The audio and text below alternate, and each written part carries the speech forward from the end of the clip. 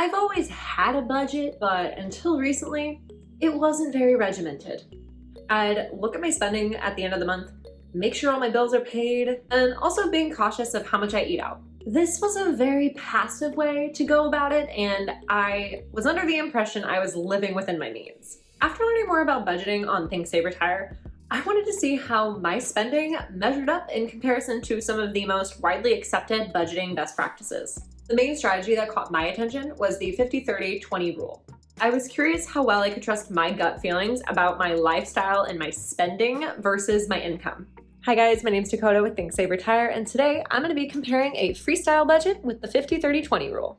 Please be sure to give this video a thumbs up and don't forget to subscribe so you don't miss out on any budgeting tips. For the sake of my privacy and for not putting my entire bank info on the internet, I'm not going to be using my personal information, but I will be using the 50-30-20 rule based off of an entry-level job in social media, which is about $32,000 a year.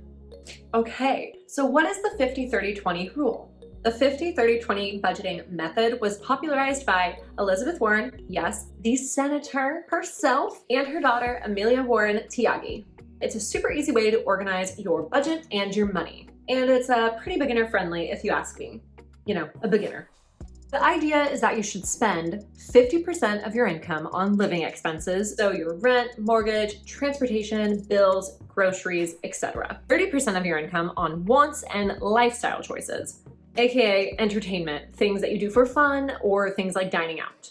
And finally, 20% of your income towards debt payments and saving. Now, before we dive into numbers, keep in mind that you'll want to be using your take-home pay, aka after taxes. Using my example of 32 grand a year for take-home pay, just for simplification, let's take a look at how this breaks down. Looking at it on a monthly basis, the monthly income is $2,500. So according to the 50-30-20 rule, the essentials section should be 50%. So looking at all of that data, my ratios are obviously off, but just because they're off doesn't mean they need to be fixed. Your budget should reflect your financial goals and the things that are important to you. Seeing as though my goal is savings and to pay off debt, it doesn't really make sense for me to up my discretionary spending just for the sake of balancing out my ratios. Initial reaction was, wow, this is nice to see that my spending is actually reflecting my ultimate wants, my needs, my goals. And if I wanted to pay off my debt faster or maybe boost my savings funds,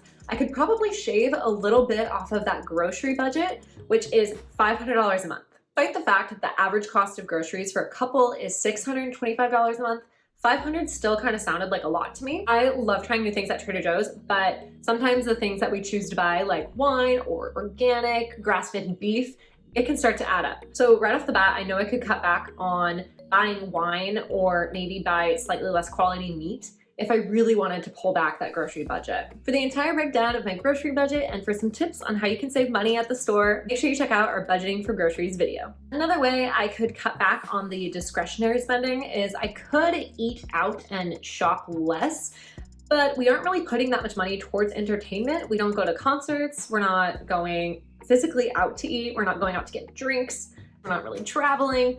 So ordering takeout and shopping are kind of forms of entertainment this year. Looking at this budgeting rule, I think it's a great way to get a nice snapshot of your finances, how you're spending, and if it really is reflecting your values. And if you aren't seeing your true goals and financial values reflected, then adjust some of those categories, particularly in the discretionary spending category. I wouldn't obsess over your percentages being perfect. If you're in a position like me and you want to pay off your debt and boost your savings and build an emergency fund, that 20% might not quite cut it. What other budgeting strategies should I cover next? Let me know in the comments below. Thank you guys so much for watching. If you like this video, please be sure to give it a thumbs up and don't forget to subscribe so you don't miss any tips from Think Save Retire.